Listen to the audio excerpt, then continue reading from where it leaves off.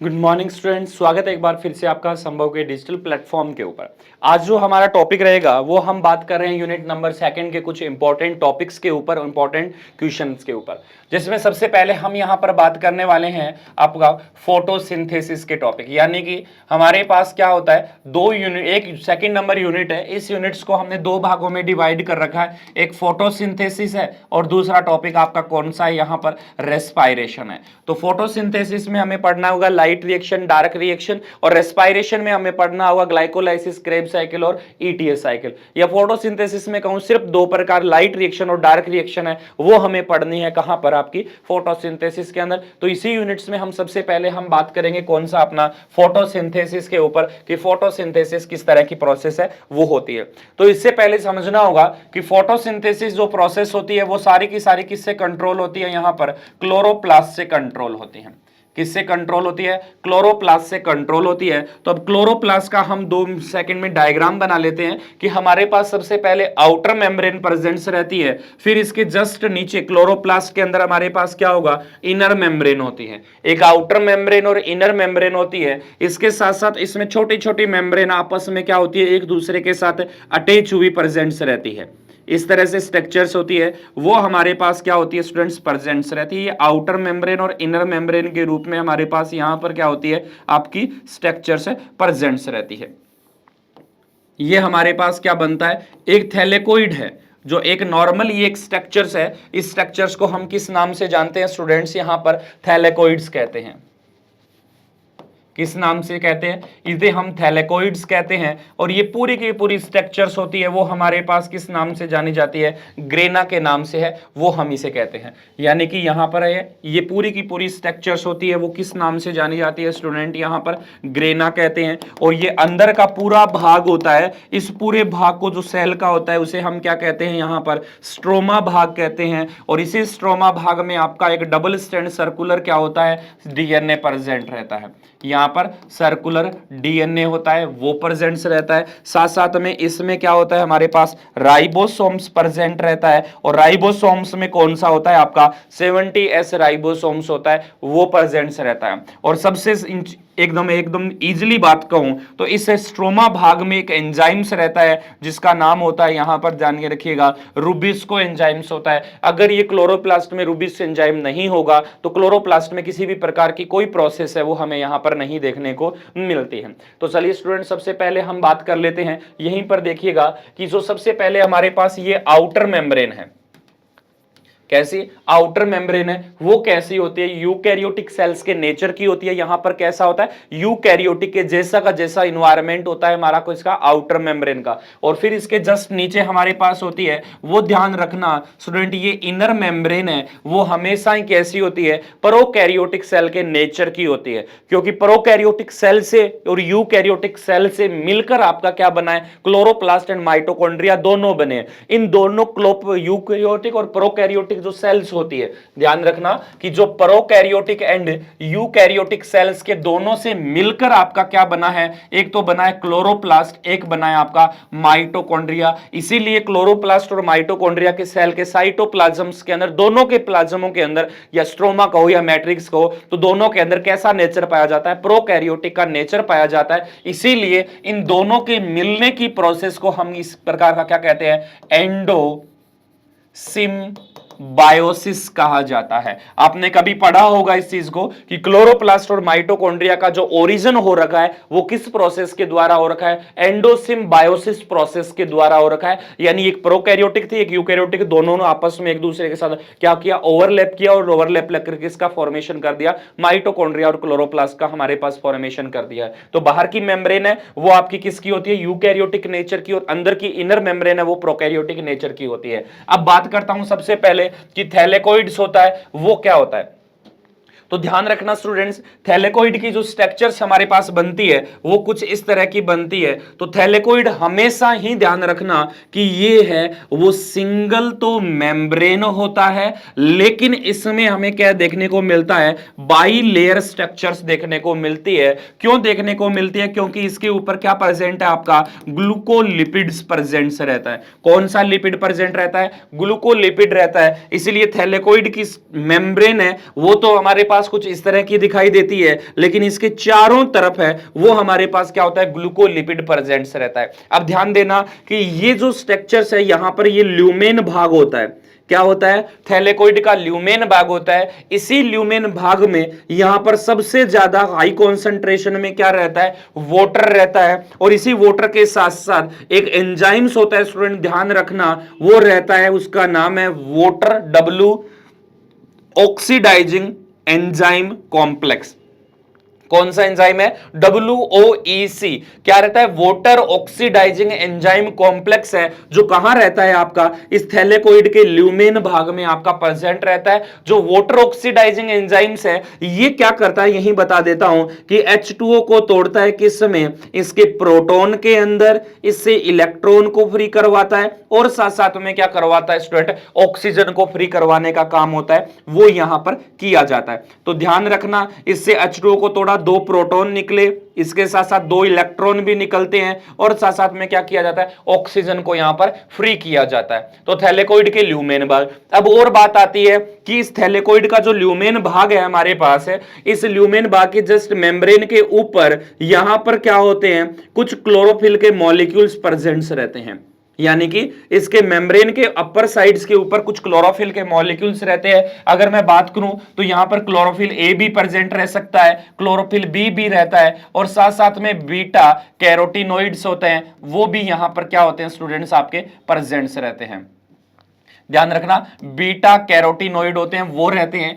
ये तीनों मिलकर क्या करते हैं, थैलेकोइड की मेम्ब्रेन के ऊपर पाए जाते हैं। इसीलिए इसको हम तीनों को ही क्या कहते हैं, एक साथ में क्वांटासोम के नाम से जाना जाता है। ध्यान रखना, अगर कहे कि क्वांटासोम क्या है, तो क्लोरोफिल ए, बी और बीटा कैरोटीन के द्वारा मिलकर थैलेकोइड की मेम्ब्रेन के ऊपर प्रेजेंस रहता है, इसीलिए इसे हम क्या कहते हैं, क्वांटासोम्स कहते हैं, जो प्लांट में फोटोसिंथेसिस करने के लिए क्या होता है, रिस्पॉन्सिबल होता है। अब थैलेकोइड की और बात करूं तो याद रखना, थैलेकोइड में हमेशा ही क्या होगा, लाइट रिएक्शन चलती है। जो लाइट गिरती है प्लांट के ऊपर, वो लाइट हमेशा ही कहां गिरती है, इस थैलेकोइड की मेम्ब्रेन पर गिरती है, जहां पर क्या प्रेजेंट रहता है, क्वांटासोम प्रेजेंट रहता है, जो लाइट को क्या करता है, अब्जॉर्ब करता है। तो याद रखना, कह दिया जाए छोटे क्वेश्चन में कि प्लांट का वह कौन सा भाग है जो लाइट को ऑब्जर्वेशन करने का काम करता है, कौन सा भाग है, क्वांटासोम भाग है, जो लाइट को क्या करता है स्टूडेंट से ऑब्जर्वेशन करने का काम है, वो करता है। इसके बाद में थैलेकोइड्स के बाद में हम बात कर लेते हैं पूरे के पूरे ग्रेना भाग को, कि हमारे पास ग्रेना भाग कैसा होता है। तो ध्यान रखना, एक थैलेकोइड भाग ये रहा, इसके बाद में दूसरा थैलेकोइड भाग, तीसरा थैलेकोइड भाग, ये आपस में एक दूसरे के साथ क्या होते हैं, इस तरह से जुड़े हुए रहते हैं। और जिस मेम्ब्रेन के द्वारा, इस मेम्ब्रेन के द्वारा जो आपस में जुड़ा हुआ रहता है, इस प्रकार की मेम्ब्रेन को हमेशा ही किस नाम से जाना जाता है, अप्रेस्ड मेम्ब्रेन कहा जाता है। ध्यान रखना, कौन सी मेम्ब्रेन, अप्रेस्ड, यानी एक दूसरे से जुड़ी हुई मेम्ब्रेन्स रहती है। ये भी कौन सी मेम्ब्रेन है, आपकी अप्रेस्ड मेम्ब्रेन है। लेकिन ध्यान रखना स्टूडेंट्स, जो मेम्ब्रेन यहां से लेकर यहां तक ये आपस में नहीं जुड़ी, ये लेकर यहां तक नहीं जुड़ी, ये मेम्ब्रेन या फिर ये मेम्ब्रेन, जो मेम्ब्रेन आपस में नहीं जुड़ी हुई रहती है, उसे हम किस नाम से जानते हैं, नॉन अप्रेस्ड मेम्ब्रेन है, वो हम कहते हैं। ध्यान रखना, ग्रेना भाग 2 भागों से, 2 मेम्ब्रेन से मिलकर बना है। एक होता है अप्रेस्ड मेम्ब्रेन और दूसरा हमारे पास होता है कौन सा, नॉन अप्रेस्ड मेम्ब्रेन के रूप में प्रेजेंट रहता है। जो हमेशा ही अप्रेस्ड मेम्ब्रेन होती है, ध्यान रख लेना स्टूडेंट्स, उस भाग में हमेशा ही हमारे पास क्या देखने को मिलेगा, फोटोसिंथेसिस सेकंड मिलेगा।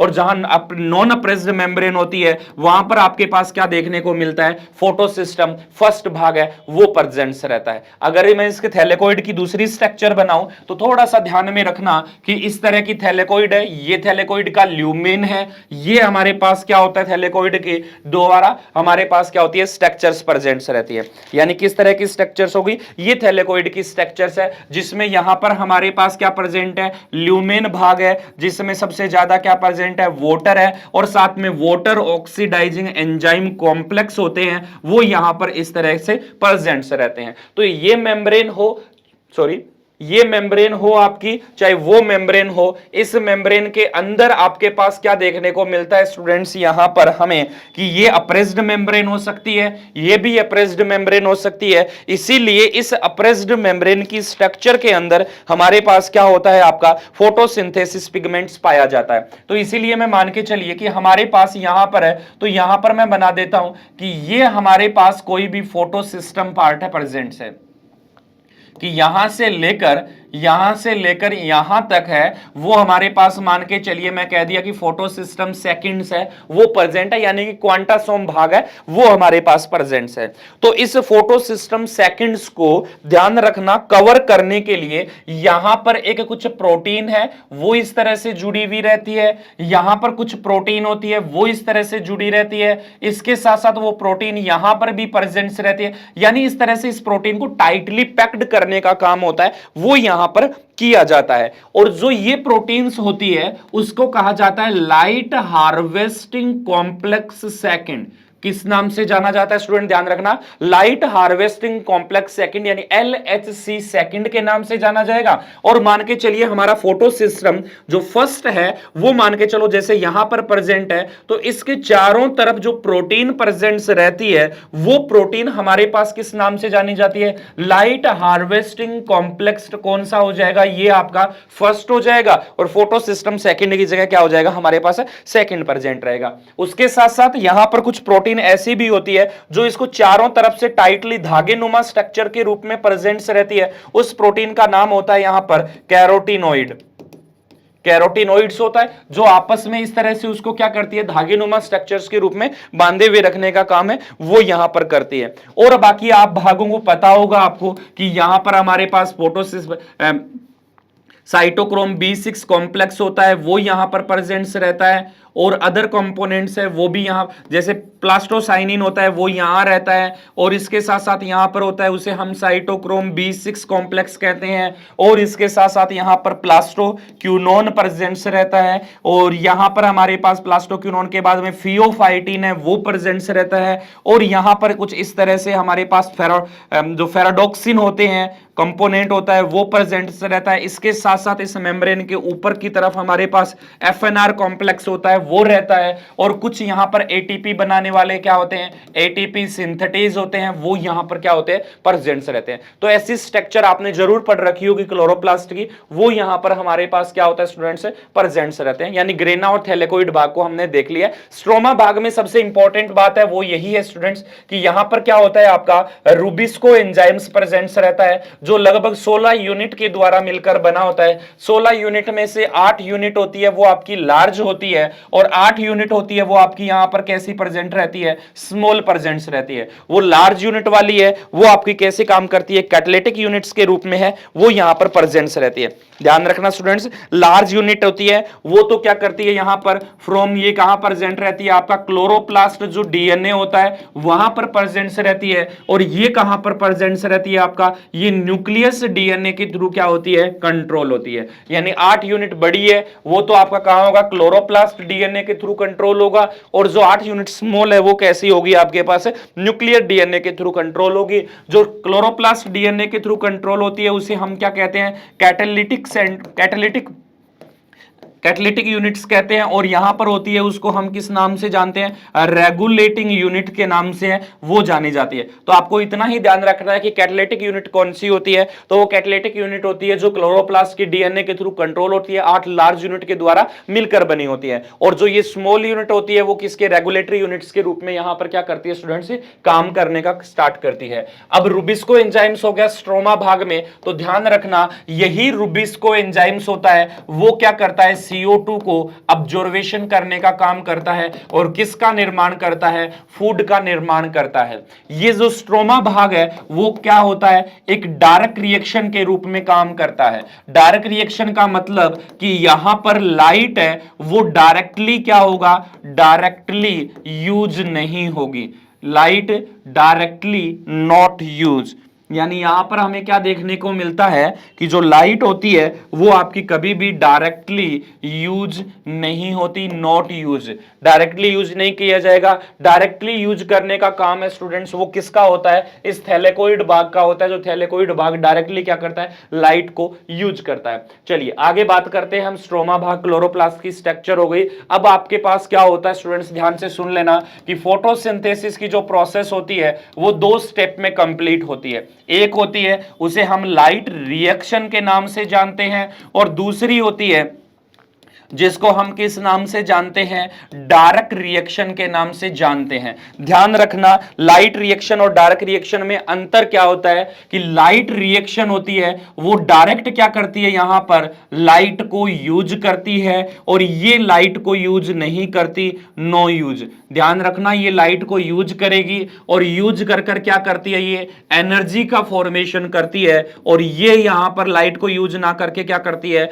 फूड बनाने का काम करती है। और जो एनर्जी लाइट रिएक्शन में बनी है उस एनर्जी का उपयोग हमेशा ही कहां होता है स्टूडेंट, डार्क रिएक्शन में होता है। और एक चीज और ध्यान दे देना कि लाइट रिएक्शन के थ्रू हमारे पास क्या होगा, ऑक्सीजन मॉलिक्यूल को फ्री किया जाएगा, और डार्क रिएक्शन के थ्रू क्या होगा स्टूडेंट, CO2 का ऑब्जर्वेशन है वो किया जाएगा। तो सबसे पहले हम यही पढ़ते हैं कि हमें क्या देखने को मिलता है, प्लांट फोटोसिंथेसिस करता है तो CO2 को लेता है और ऑक्सीजन को छोड़ता है। तो यहां पर क्या देखने को मिलेगा कि प्लांट ने CO2 को तो ले लिया, O2 को तो छोड़ दिया, सॉरी, लाइट रिएक्शन के थ्रू। जब डायरेक्ट रिएक्शन होगी तब वो क्या करेगा, O2 CO2 का ऑब्जर्वेशन करेगा। अब ये लाइट रिएक्शन है वो हमेशा ही कहां होती है, तो वो आपको ध्यान में रखना है कि लाइट रिएक्शन हमेशा ही थैलेकोइड की मेम्ब्रेन में होती है जहां पर क्वांटासोम प्रेजेंट रहते हैं। डार्क रिएक्शन कहां होती है आपकी, जो यहां पर क्या होता है, स्टोमेटा भाग होते हैं, सॉरी स्ट्रोमा भाग है, उस स्ट्रोमा भाग के अंदर आपका क्या होता है, यहां पर डार्क रिएक्शन कंप्लीट होती है। तो सबसे पहले हम आगे बढ़ते हैं, अपने बात करते हैं किसके ऊपर, लाइट रिएक्शन के ऊपर। तो ध्यान रखना लाइट रिएक्शन भी हमें दो टाइप्स की देखने को मिलती है। एक लाइट रिएक्शन हमारे पास क्या होती है स्टूडेंट, साइक्लिक प्रोसेस होती है, और दूसरे लाइट रिएक्शन में हमारे पास क्या देखने को मिलता है, नॉन साइक्लिक प्रोसेस होती है। यह हमेशा ही कहां होती है, आपकी थैलेकोइड की मेम्ब्रेन में होती है। ये क्या होती है, थैलेकोइड की मेम्ब्रेन में होती है। लाइट रिएक्शन से क्या होता है, यहां पर एनर्जी का निर्माण होता है। ध्यान रखना एनर्जी का निर्माण होता है, और कभी भी लाइट रिएक्शन से फूड का निर्माण है वो हमें नहीं देखने को मिलता, यानी कि यहां पर क्या होगा, फूड का निर्माण है वो नहीं होगा। चलिए आगे बात करते हैं कि लाइट रिएक्शन में हमें और क्या क्या चीजें, कि लाइट रिएक्शन हमेशा ही कहां होती है स्टूडेंट, थैलेकोइड की मेम्ब्रेन में होती है। तो ये लीजिए आपकी थैलेकोइड की मेम्ब्रेन हो गई। ये हमारे पास कौन सी है, यहां पर इनर मेम्ब्रेन है। ये हमारे पास कौन सा है, आउटर मेम्ब्रेन है। ये थैलेकोइड भाग का कौन सा भाग है, यहां पर ल्यूमेन भाग है, जिसमें स्टूडेंट्स ध्यान रखना कि हम बना रहे हैं यहां पर ये वाटर ऑक्सीडाइजिंग एंजाइम कॉम्प्लेक्स होता है वो प्रेजेंट है। ध्यान रखना क्या प्रेजेंट है, water oxidising enzyme complex present है।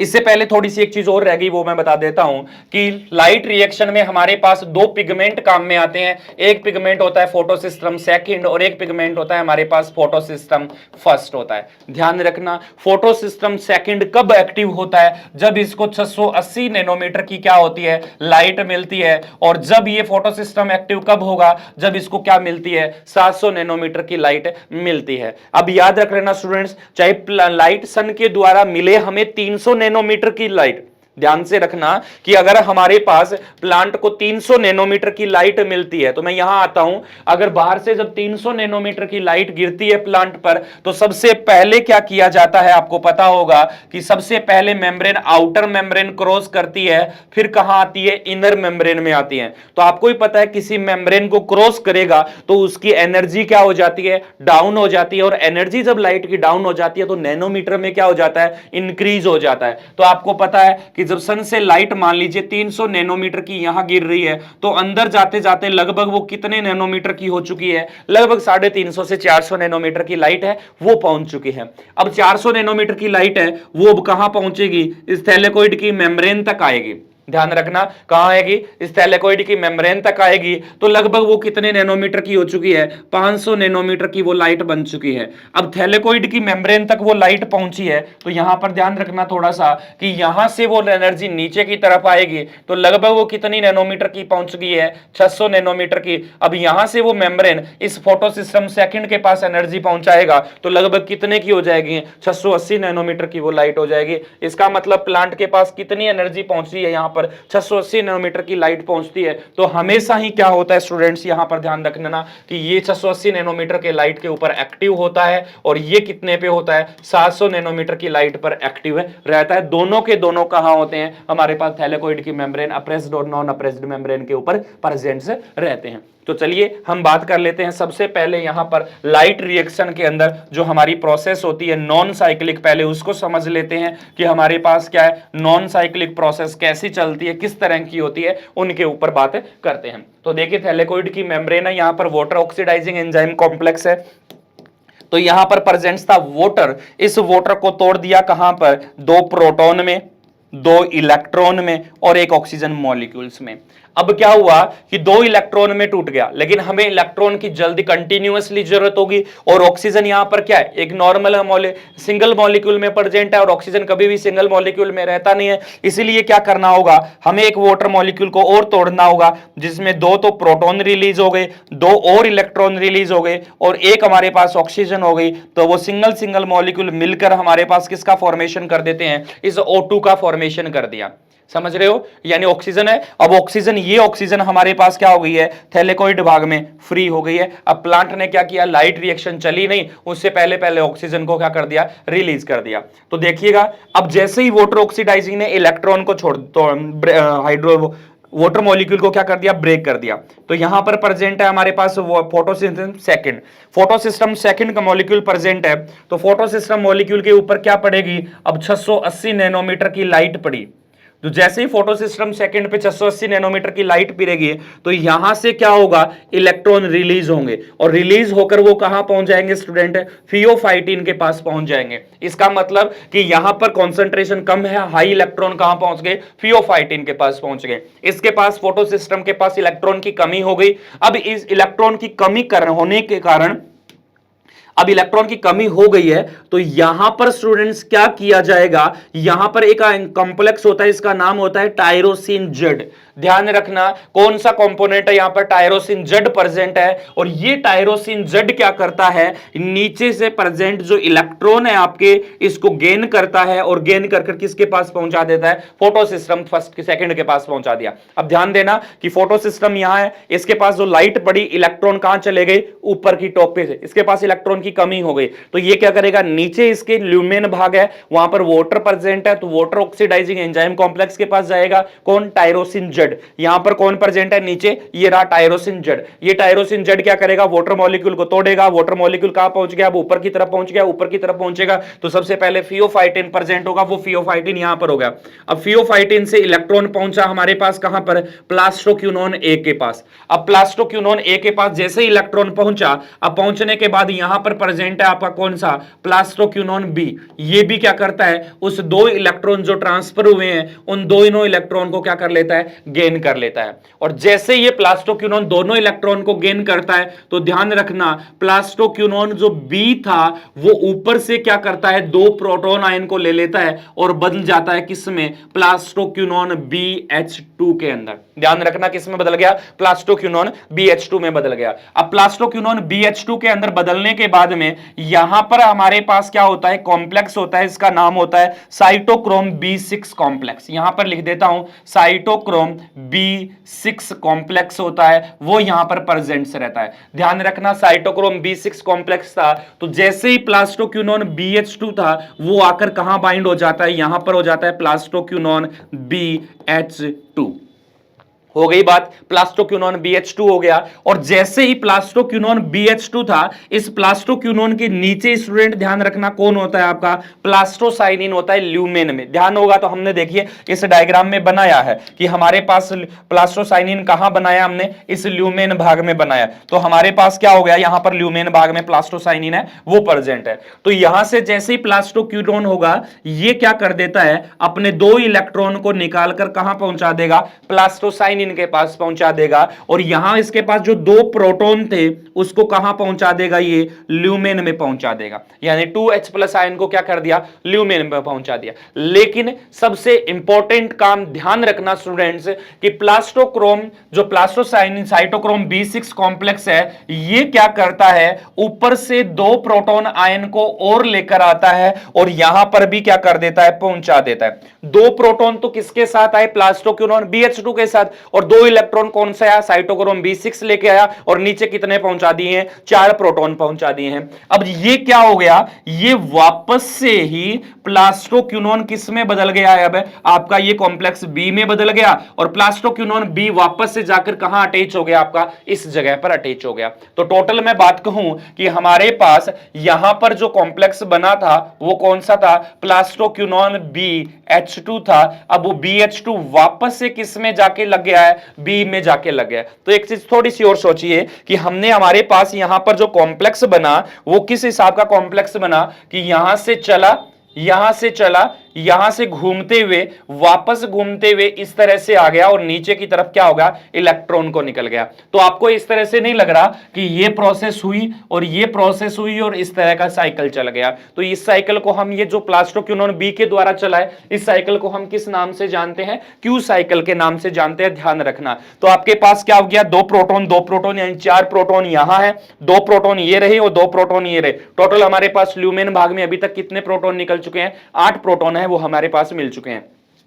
अब यहां पर आपके पास यहां दूसरी तरफ कौन प्रेजेंट है, फोटो सिस्टम फर्स्ट प्रेजेंट है। इसके ऊपर जैसे ही 700 नैनोमीटर की लाइट गिरती है, जैसे ही यहां पर 700 नैनोमीटर की लाइट गिरी, अब आपको क्या देखने को मिलता है कि ये इलेक्ट्रॉन को पहुंचा देता है। इसके पास अलग अलग कॉम्प्लेक्स होते हैं, A0, A1, A2, इस तरह से पहुंचा के यहां पर लास्ट में इस मेम्ब्रेन के ऊपर आपके पास यहां पर क्या प्रेजेंट होता है स्टूडेंट, एक कंपोनेंट होता है, इसका नाम होता है यहां पर फेराडॉक्सिन। कौन सा कंपोनेंट है, फेराडॉक्सिन कंपोनेंट है। उसके पास ये 2 इलेक्ट्रॉन को क्या कर दिया जाता है, पहुंचा दिया जाता है। तो इस फोटो सिस्टम फर्स्ट के पास इलेक्ट्रॉन की कमी है, तो ये प्लास्टोसाइनिन क्या करता है, 2 इलेक्ट्रॉन को किसके पास पहुंचा देता है, फोटो सिस्टम फर्स्ट के पास पहुंचा देता है। तो लास्ट में पहुंच गया कहां पर, फेराडॉक्सिन के पास। इलेक्ट्रॉन अब आपका कहां पहुंच गया है, फेराडॉक्सिन के पास। जैसे ही इलेक्ट्रॉन पहुंचा, अब क्या किया जाएगा, यहां पर प्रेजेंस रहता है बाहर की मेम्ब्रेन के ऊपर आपका एक फेराडॉक्सिन यानी FNR कंपोनेंट।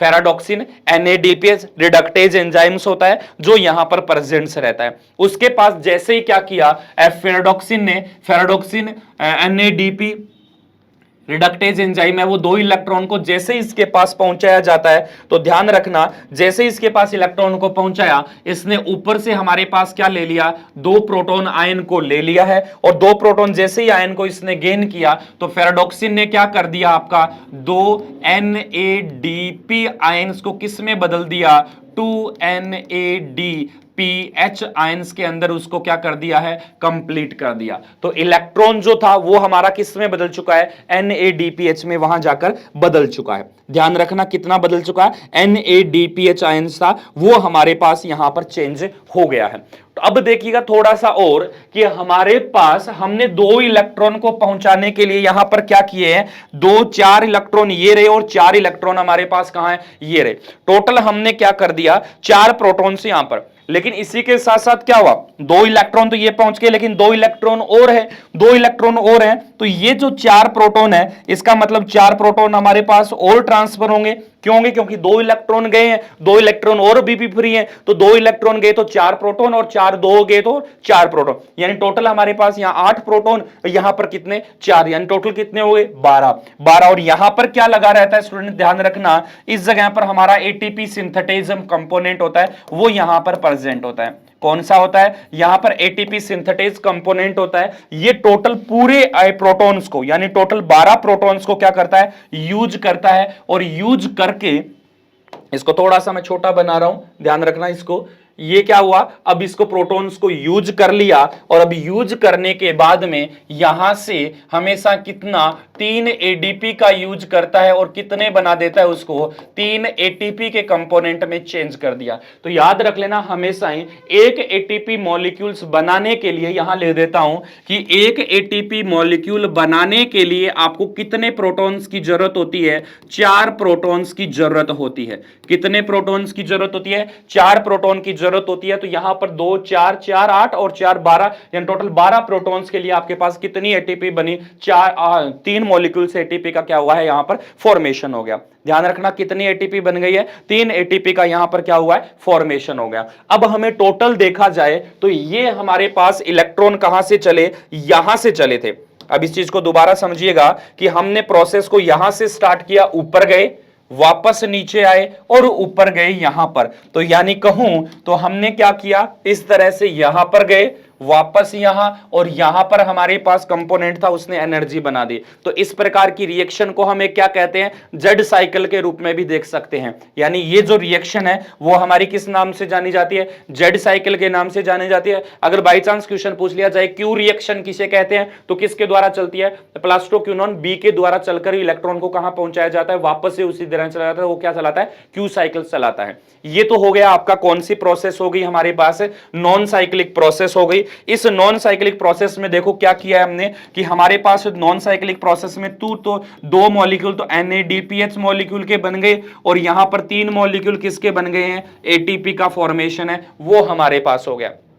आ रही होगी बात समझ में, इतनी एनर्जी है वो हमारे पास यहां पर क्या हो गई है स्टूडेंट, बन गई है। इस एनर्जी का यूज हमें कहां करना है, जब हम इसके ऊपर डायरेक्ट रिएक्शन पढ़ेंगे तब हम एनर्जी का यूज है वो वहां पर करेंगे। अब बात आती है हमारे पास कि आगे साइक्लिक रिएक्शन कैसे चलती है। कौन सी रिएक्शन की बात करें, साइक्लिक रिएक्शन। तो स्टूडेंट वही चीज वापस से हमें पढ़नी है, देखते रहिएगा। साइक्लिक रिएक्शन में कभी भी यहां पर लिख देता हूं कि नॉट यूज कौन सा, फोटो सिस्टम सेकंड। तो एक चीज ध्यान रखना, साइक्लिक रिएक्शन में कभी भी फोटो सिस्टम सेकंड्स होता है वो यूज नहीं होता है। साइक्लिक में कुछ भी कंपोनेंट आपका यूज नहीं होगा, सिर्फ आपका कौन चलेगा, फोटो सिस्टम फर्स्ट चलेगा। तो फोटो सिस्टम आपके पास यहां है, ध्यान रखना। सबसे पहले मैं मान रहा हूं फोटो सिस्टम फर्स्ट। इसके ऊपर क्या हुआ, 700 नैनोमीटर की लाइट पड़ी तो इसने इलेक्ट्रॉन कहां पहुंचाए, A0 के पास, A1 के पास, फिर इसके बाद A2 के पास, फिर यहां पर पहुंचा किसके पास, फेराडॉक्सिन के पास। अब ये इलेक्ट्रॉन है जो फेराडॉक्सिन क्या करता है, FNR के पास अब नहीं पहुंचाएगा, ये इलेक्ट्रॉन को कहां पहुंचा देगा कि यहां पर जो प्रेजेंट था आपका कौन, प्लास्टोक्विनोन बी। ध्यान रखना ये इलेक्ट्रॉन कहां पहुंचाएगा, प्लास्टोक्विनोन बी के पास पहुंचाएगा। और प्लास्टोक्विनोन बी क्या करता है, प्लास्टोक्विनोन बी ऊपर से 2 प्रोटॉन आयन का यूज करता है और प्रोटॉन आयन का यूज करके प्लास्टोक्विनोन BH2 में बदल जाता है। ध्यान में होगा ये किस में बदल गया था, प्लास्टोक्विनोन BH2 में बदल गया। और यहां पर आपके पास क्या होता है, एक साइटोक्रोम B6 कॉम्प्लेक्स होता है वो प्रेजेंट रहता है। तो ये प्लास्टोक्विनोन BH2 है वो कहां आ गया आपके पास, इलेक्ट्रॉन को कहां पहुंचा दिया, प्लास्टोसाइनिन के पास। और लगभग कहूं तो 8 प्रोटॉन को कहां पहुंचा दिया, नीचे पहुंचा दिया। और खुद किस में बदल गया, प्लास्टोक्विनोन B में। और अब प्लास्टोक्विनोन B जाकर कहां बाइंड हो गया, यहां पर बाइंड हो गया। आ रही होगी बात समझ में। तो टोटल हमारे पास प्रोटॉन कितने बने, 8 प्रोटॉन बने। तो इस प्रोटॉन का 8 प्रोटॉन का अब यहां पर कौन होता है आपके पास, ATP सिंथेटेज होता है। और 8 प्रोटॉन का यूज करेगा ATP सिंथेटेज। तो अभी हमने देखा था कि 4 प्रोटॉन के लिए 1 ATP बनती है, तो आपके पास 8 प्रोटॉन के लिए कितनी ATP बनेंगी, तो आपने कितना कर दिया, 2 ATP का फॉर्मेशन है वो कर दिया। यहां पर अब देखना कि साइक्लिक प्रोसेस में नो NADPH मॉलिक्यूल, कोई भी NADPH मॉलिक्यूल है वो हमारे पास नहीं बना। ओनली क्या बना है स्टूडेंट्स, यहां पर 2 ATP मॉलिक्यूल है वो आपके पास बना है। ध्यान हो कितना बन गया, 2 ATP मॉलिक्यूल्स है वो आपके पास बना है और कोई भी मॉलिक्यूल्स वो आपके पास नहीं बना। इसके साथ साथ ये भी लिख सकते हो no photosynthesis second molecule are use. ये भी फोटोसिस्टम सेकंड मॉलिक्यूल यूज नहीं हुआ, सिर्फ कहां हुआ, photosystem first molecule are use. Cyclic process कैसे चली देखो, यहां से कंपोनेंट प्लास्टोक्विनोन बी से चला कहां पर, इस फेराडॉक्सिन के पास, फेराडॉक्सिन से वापस प्लास्टोक्विनोन, प्लास्टोक्विनोन से प्लास्टोसाइनिन, प्लास्टोसाइनिन, प्लास्टोसाइनिन से फेराडॉक्सिन, फेराडॉक्सिन से प्लास्टोक्विनोन, प्लास्टोक्विनोन से फिर प्लास्टोसाइनिन। तो ये इलेक्ट्रॉन क्या हुए हैं, बार बार एक ही साइकिल में एक ही तरह से क्या हो रहे हैं, रन कर रहे हैं। तो ये प्रोसेस आपके पास क्या कहलाती है यहां पर स्टूडेंट्स, साइक्लिक रिएक्शन कहलाती है। ध्यान रखना हमारे पास अलग अलग कंपोनेंट्स होता है, वो यहां पर प्रेजेंट से रहता है। अब साइक्लिक और नॉन साइक्लिक दोबारा समझ लीजिएगा कि नॉन साइक्लिक प्रोसेस थी, उसमें सबसे पहले हमने फोटो सिस्टम सेकंड यूज किया। फोटो सिस्टम सेकंड के बाद फियोफाइटिन, प्लास्टोक्विनोन ए, प्लास्टोक्विनोन बी, प्लास्टोक्विनोन बी दो प्रोटॉन का यूज करके प्लास्टोक्विनोन BH2 में बदल गया। यहां से हमारे पास कॉम्प्लेक्स आया PQB, साइटोक्रोम B6 के अंदर रिमाइंड हुआ, प्लास्टोसाइनिन के पास इलेक्ट्रॉन पहुंच गया, यहां पर प्रोटॉन नीचे पहुंचा दिए ल्यूमेन के बाद। प्लास्टोसाइनिन फोटो सिस्टम फर्स्ट को इलेक्ट्रॉन दे देता है, कहां पहुंच जाता है, फेराडॉक्सिन के पास। अब फेराडॉक्सिन से इलेक्ट्रॉन कहां पहुंच गया, FNR के पास, और FNR से इलेक्ट्रॉन कहां पहुंच गया, 2NADP के पास पहुंच गया। और 2NADP है वो क्या कर देता है, NADPH का फॉर्मेशन कर देता है। NADPH का फॉर्मेशन करने के लिए रिस्पॉन्सिबल कौन होता है, फेराडॉक्सिन NADPH रिडक्टेज होता है। FNR का मतलब फेराडॉक्सिन NADP रिडक्टेज एंजाइम्स होता है, जो क्या करता है, NADPH का फॉर्मेशन करके एनर्जी के लिए रिस्पॉन्सिबल होता है। ध्यान रखना, ठीक है। अब यहां पर प्रोटॉन्स थे, 12 प्रोटॉन कैसे आए वो भी ध्यान रखना कि एक इलेक्ट्रॉन को पार करने के लिए साइटोक्रोम B6 क्या करता है, 2 प्रोटॉन्स का यूज करता है। ऐसे याद रख लेना कि साइटोक्रोम B6 कॉम्प्लेक्स है, वो एक इलेक्ट्रॉन को पार करने के लिए 2 प्रोटॉन का यूज करता है। तो टोटल हमारे पास यहां पर कितने थे, 4 इलेक्ट्रॉन थे। तो 4 इलेक्ट्रॉन को पार करने के लिए कितने प्रोटॉन यूज करेंगे, 8 प्रोटॉन का यूज किया। तो 8 प्रोटॉन आपके यहां पर हो गए, 4 प्रोटॉन ये आपके वाटर के जो रिलीज हुआ है वो हो गए। तो 8 और 4 12 प्रोटॉन का यूज किया। एक प्रोटॉन को यूज कर, एक ATP बनाने के लिए 4 प्रोटॉन का यूज किया जाता है। तो यहां पर एनर्जी कितनी बन गई आपके पास है, 3 ATP एनर्जी का फॉर्मेशन है, वो यहां पर हमें देखने को मिला है। तो ये हो गया आपका लाइट और डार्क रिएक्शंस के रूप में।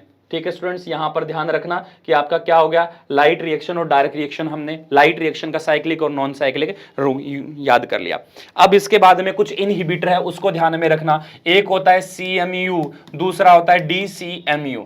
यानी कि कौन कौन सा नाम है इसका, क्या है, क्लोरोमिथाइल्स या क्लोरोफिनाइल्स डाइमिथाइल यूरिया, और DCMU का नाम है डाइक्लोरोफिनाइल डाइमिथाइल यूरिया। ये हमेशा ही क्या करता है, ध्यान रखना कि जब इलेक्ट्रॉन प्लास्टोक्विनोन A से कहां जा रहा होता है, प्लास्टोक्विनोन B के पास जा रहा होता है, तो ये दोनों कंपोनेंट मिलकर इस प्रोसेस को क्या करते हैं, इनहिबिट करते हैं। अगर आपसे पूछ लिया जाए कि नॉन साइक्लिक प्रोसेस को इनहिबिट करने वाले कंपोनेंट कौन से हैं, तो ध्यान रखना DCMU और CMU। CMU का मतलब क्लोरोफिनाइल डाइमिथाइल यूरिया, और DCMU का मतलब डाइक्लोरोफिनाइल डाइमिथाइल यूरिया होता है। ये तो किसके लिए हो गया, आपका नॉन साइक्लिक प्रोसेस के लिए होगा। अगर आपसे पूछ लिया जाए कि साइक्लिक प्रोसेस को इनहिबिट करने वाले कौन से होते हैं, तो ध्यान रखना पैराक्वाइट होता है। ये पैराक्वाइट क्या करता है, ध्यान रखना, एक पैराक्वाइट ऐसा कंपोनेंट्स है जो क्या करता है, फोटो सिस्टम फर्स्ट से इलेक्ट्रॉन जब फेराडॉक्सिन के पास पहुंच रहा होता है तब इस प्रोसेस को क्या करता है, इनहिबिट करता है। क्या करता है, इनहिबिट करता है। तो ध्यान रखना साइक्लिक प्रोसेस को इनहिबिट करने का काम कौन सा है, पैराक्वाइट का है, जो फोटो सिस्टम फर्स्ट से फेराडॉक्सिन के पास इलेक्ट्रॉन, जैसे यहां पर बात कर लीजिए कि फोटो सिस्टम फर्स्ट से इलेक्ट्रॉन फेराडॉक्सिन है, तो यहां कहीं वो क्या करेगा, इनहिबिट करेगा, कौन, पैराक्वाइट। तो ये प्रोसेस आपके पास क्या हो जाएगी, ब्लॉक हो जाएगी। और दूसरी बात कि हमारे पास CMU व DCMU कब ब्लॉक करेंगे, CMU व DCMU कब करेंगे, जब यहां से इलेक्ट्रॉन आपका कहां पहुंच रहा है, इसके पास पहुंच रहा है, तो यहां पर प्रोसेस है उसको क्या किया जा सकता है, ब्लॉक किया जा सकता है। ब्लॉक करने का काम किसका होता है, डाइक्लोरो या क्लोरोफिनाइल डाइमिथाइल यूरिया या CMU या फिर DCMU के द्वारा इसको क्या किया जाता है, कंट्रोल करने का काम है वो यहां पर किया जाता है। ये हो गए आपके कुछ इनहिबिटर, यानी हमने यहां पर क्या देख लिया, इनहिबिटर देख लिया जो यहां पे प्रोसेस को क्या करें, कंट्रोल करने का काम है वो कर रहे हैं। अब बात आती है लाइट रिएक्शन के बाद में, यहां पर हमारे पास क्या होता है स्टूडेंट, डार्क रिएक्शन होती है। ठीक है ना, ये डार्क रिएक्शन होती है। इस डार्क रिएक्शन के कुछ अलग अलग नाम है, वो पहले याद रख लेना। डार्क रिएक्शन को हम CO2 एसिमिलेशन के नाम से भी जान सकते हैं, यानी कि CO2 का क्या किया जाता है, एसिमिलेशन किया जाता है, या फिर CO2 का क्या किया जाता है स्टूडेंट, यहां पर फिक्सेशन किया जाता है। यानी डायरेक्ट रिएक्शन में CO2 का क्या होगा, फिक्सेशन होगा, या फिर हम यहां पर कह सकते हैं कि CO2 का क्या होता है, यहां पर रिडक्शन किया जाता है। किस किस का, कि CO2 एसिमिलेशन किया जाता है, CO2 फिक्सेशन किया जाता है और CO2 क्या किया जाता है, रिडक्शन करने का काम है वो यहां पर किया जाता है। और डार्क रिएक्शन और क्या करता है, ये करता है कि लाइट रिएक्शन में बनी एनर्जी को क्या किया जाता है, यूज करता है। लाइट रिएक्शन में बनी एनर्जी को यूज करता है और क्या करता है, ये फूड का निर्माण करता है, यानी कहूं तो क्या करता है, ये शुगर मॉलिक्यूल का फॉर्मेशन है वो करता है। ध्यान रखना, डार्क रिएक्शन में क्या होगा, लाइट से बनी रिएक्शन को यूज करेगा और फूड का फॉर्मेशन करेगा। अब आते हैं कि हमारे पास डार्क रिएक्शन है वो कितने टाइप्स की होती है। तो पहली होती है C3, दूसरी होती है C4 और तीसरी होती है हमारे पास यहां पर कैम साइकिल। तीनों प्रकार के हमारे पास क्या होते हैं, डार्क रिएक्शन चलती है। ध्यान रखना, तीनों प्रकार की रिएक्शन होती है वो यहां पर चलती है। C3 साइकिल चलता है तो उसे हम किस प्लांट में कहते हैं, इसे C3 प्लांट कहते हैं। जिसमें C4 साइकिल चलता है उसे हम C4 प्लांट कहते हैं और जिनमें कैम साइकिल चलता है उन्हें हम कैम प्लांट के नाम से जानते हैं। अब C3 साइकिल क्यों चलता है, क्योंकि इसमें 3 कार्बन का क्या होता है, एक स्टेबल कंपोनेंट का फॉर्मेशन होता है। इसमें 4 कार्बन का क्या होता है, आपका एक स्टेबल कंपोनेंट का फॉर्मेशन होता है। और इसमें क्या होता है कि नाइट टाइम में, ध्यान रखना, नाइट टाइम में आपका स्टोमेटा है वो ओपन होता है और डे टाइम में क्या होगा स्टूडेंट, जो स्टोमेटा होता है वो क्या होता है आपका यहां पर क्लोज होता है। यानी नॉर्मल प्लांट से अलग प्रोसेस होती है किसमें, कैम प्लांट में। यानी पूरा नाम क्या लिखूं इसका, क्रैसुलेशन एसिड मेटाबॉलिज्म प्लांट्स होते हैं वो यहां पर पाए जाते हैं, जो क्या करते हैं, आपके नाइट टाइम में स्टोमेटा को ओपन करते हैं और डे टाइम में स्टोमेटा को क्या करते हैं, क्लोज करते हैं। अब ये C3 C4 प्लांट्स और कैम साइकिल आपने पढ़ रखे हैं स्टूडेंट्स कि एनर्जी का यूज किया जाता है। रुबिस्को एंजाइम्स होता है वो क्या करता है, उसके बारे में थोड़ा सा बातें बता देता हूं। उसके बारे में आप साइकिल को आपको खुद को ही देखना होगा किस तरह के साइकिल है। तो दोबारा देखिएगा स्टूडेंट्स क्या क्या प्रोसेस हो रही है कि आपके पास एक कंपोनेंट्स होता है इस तरह का, जिसका नाम होता है RUBP, यानी कि राइबुलोज 1,5 बिसफॉस्फेट। नाम क्या है RUBP का, राइबुलोज 1,5 बिसफॉस्फेट होता है। और इसके ऊपर यहां पर प्रेजेंट्स रहता है हमारा कौन सा, रुबिस्को एंजाइम्स। ये सबसे इंपॉर्टेंट चीज है, ध्यान रखना। रुबिस्को एंजाइम्स क्या करता है, 2 प्रकार की एक्टिविटी करता है कि ये O2 को भी ऐड कर सकता है और वो CO2। यानी रुबिस्को एंजाइम क्या करता है, ऑक्सीजन को भी पकड़ता है और किसको पकड़ता है, और CO2 को भी पकड़ने का काम है वो करता है। ऑक्सीजन को पकड़ेगा तो उसे ऑक्सीजनेशन एक्टिविटी कहते हैं, CO2 को पकड़ेगा तो इसे क्या कहते हैं, कार्बोक्सीजनेशन एक्टिविटी कहते हैं। यानी रुबिस्को एंजाइम ने अगर O2 को पकड़ा तो कार्बोक्सीनेशन O2 को पकड़ा तो ऑक्सीडेशन एक्टिविटी और CO2 को पकड़ा तो कार्बोक्सिलेशन एक्टिविटी। अब क्या करता है, अगर ये प्लांट रुबिस्को एंजाइम इस एक्टिव साइट पर, यहां पर क्या प्रेजेंट है, एक्टिव साइट किसकी प्रेजेंट है, RUBP की एक्टिव साइट्स के ऊपर कर देता है। अगर इसको और समझें तो ध्यान में रखना एक बार कि हमारे पास राइबोलोज 1,5 बिसफॉस्फेट यानी RUBP होता है स्टूडेंट, वो 5 कार्बन का कंपोनेंट होता है। ऐसे समझ लीजिए ये 5 कार्बन का कंपोनेंट है और इस 5 कार्बन के कंपोनेंट के ऊपर हमारे पास क्या होता है, रुबिस्को एंजाइम आया और एक क्या कर देता है, आपका CO2 को ऐड कर देता है। और अब CO2 को ऐड करता है तो टोटल हमारे पास क्या हो जाता है स्टूडेंट, यहां पर 6 कार्बन का कंपोनेंट बन जाता है। सुनते रहिएगा, 6 कार्बन का कंपोनेंट बन जाता है। अगर रुबिस्को एंजाइम ये CO2 को ऐड करता है तो कार्बोक्सिलेशन एक्टिविटी और O2 को करता है तो ऑक्सीडेशन एक्टिविटी, ये हमने देख लिया। अब ये क्या किया, इसने कार्बोक्सिलेशन एक्टिविटी किया और क्या कर दिया, 6 कार्बन का कंपोनेंट बना दिया। अभी रुबिस्को का एक काम तो हो गया कि क्या करता है, वो CO2 और O2 को पकड़ने का काम करता है। अब यहां पर थोड़ा सा ध्यान में रखना स्टूडेंट्स आप है कि अगर रुबिस्को एंजाइम्स आपका CO2 को ऐड करता है, CO2 को ऐड करता है तो कौन सा साइकिल चलता है, C3 साइकिल चलता है और कौन सा साइकिल चलता है, C4 साइकिल चलता है। अगर आप यहां पर ध्यान रखना, अगर रुबिस्को एंजाइम्स है वो O2 को ऐड करता है तो आपने नाम सुन रखा होगा कि प्लांट में क्या पाया जाता है, कभी कभी फोटो रेस्पायरेशन की प्रोसेस होती है। जिसमें 2 कार्बन का कंपोनेंट चलता है, जिसमें हम C2 साइकिल के नाम से भी उसको हम जानते हैं, C2 प्लांट कहते हैं। तो जब रुबिस्को एंजाइम ऑक्सीजन को ऐड करता है तो कौन सी प्रोसेस चलती है? फोटो रेस्पिरेशन यानी C2 साइकिल चलता है। और जब रुबिस्को CO2 को ऐड करता है तो कौन सा साइकिल चलता है? C3 एंड C4 साइकिल चलता है। तो याद रखना, हमने यहां पर क्या किया है, अभी CO2 को ऐड किया है, तो हमें C3 और C4 साइकिल का यहां पर होगा, रन करेगा। तो अब क्या देखने को मिलेगा? फर्स्ट काम हो गया। अब रुबिस्को का सेकंड काम सुनिए कि जैसे ये कार्बन 6 कार्बन के कंपोनेंट्स में हमें चेंज हो जाता है, यानी 6 कार्बन हमारे पास यहां पर मिल जाते हैं, टोटल 6 कार्बन हो जाते हैं। तो अब इन 6 कार्बन पे रुबिस्को का काम है कि इन कार्बन्स को क्या करना? 3-3 के टुकड़ों में तोड़ देना। यानी कि यहां पर क्या हो जाता है? 3 कार्बन, और यहां पर भी क्या हो जाता है? 3 कार्बन। और यहां सबसे पहले मिलने वाला जो 3 कार्बन का कंपोनेंट होता है, इसीलिए इसे हम क्या कहते हैं यहां पर स्टूडेंट? उसको C3 प्लांट कहते हैं।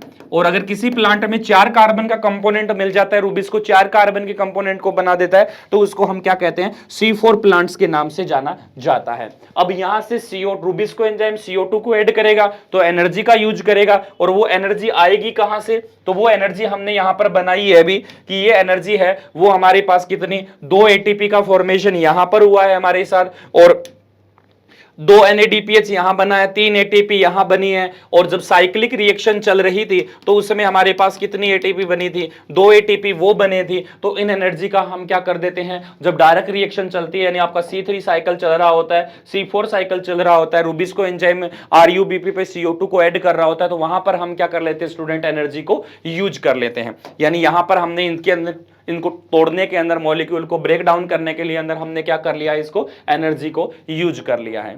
ये प्रोसेस होती है किसकी? आपकी डायरेक्ट रिएक्शन में स्टूडेंट्स, फोटोसिंथेसिस की फोटोसिंथेसिस कैसे कैसे होता है।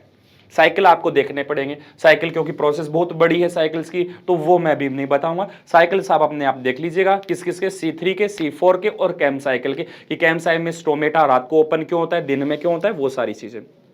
ठीक है स्टूडेंट, ये था हमारा यूनिट नंबर 2 का पोर्शन में photosynthesis, glycolysis, Krebs cycle, respiration. ये हम आगे बात करेंगे, आपसे मिलेंगे 2nd 3rd यूनिट्स के ऊपर, जिसमें हम आपको करेंगे कार्बोहाइड्रेट, प्रोटीन और एंजाइम्स के ऊपर बात। और 4th यूनिट में हम बात करेंगे हार्मोन्स के ऊपर, जिसमें हम ऑक्सिन, साइटोकाइनिन और जिब्रेलिन हार्मोन है उनके ऊपर बातें करेंगे। तो यहां तक मान के चलिए हमने लगभग अपनी 2nd यूनिट थी उनको कंप्लीट किया है। समझाने वाली ज्यादा फोकस था वो लाइट रिएक्शन पे रखा है, क्योंकि डार्क रिएक्शन में सारा का सारा साइक्लिक प्रोसेस है, साइक्लिक प्रोसेस को आपको कंप्लीट करना पड़ेगा।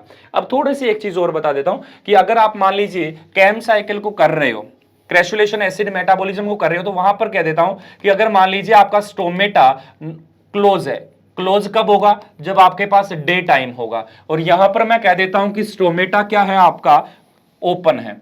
तो कैसे हुआ? यानी नाइट टाइम है, नाइट टाइम में स्टोमेटा ओपन है, तो CO2 अंदर आई, CO2 अंदर आएगा तो यहां पर वाटर प्रेजेंट रहेगा, वाटर प्रेजेंट रहेगा तो H2CO3 के अंदर बदलेगा। यहां पर एक कार्बन एंजाइम होता है, इसे हम कैटालिटिक एनहाइड्रेज या CA एंजाइम कहते हैं, वो बना। यहां से हमारे पास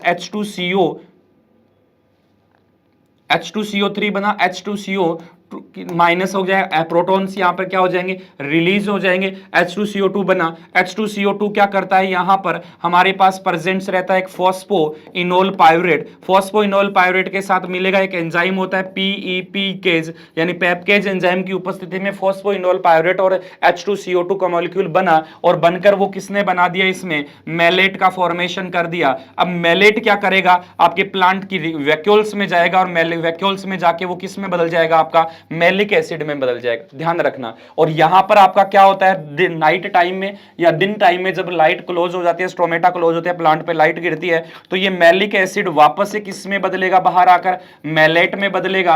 और अब मैलेट है वो क्या कर देगा? आपका पाइरूवेट बनाएगा, और पाइरूवेट से क्या हो जाएगा? एक CO2 निकलेगा, और CO2 कहां काम आ जाएगा? C3 साइकिल में, और पाइरूवेट से आपकी क्या बन जाएगी? यहां पर स्टार्च का फॉर्मेशन हो जाएगा। इस तरह का साइकिल्स होता है, वो कहां चलता है? क्रैसुलेशन एसिड मेटाबॉलिज्म के अंदर चलता है। वो आपको थोड़ा सा मैंने बता दिया कि किस तरह का होता है। C3 और C4 साइकिल थोड़े से कॉमन प्रकार के होते हैं, ध्यान रखना।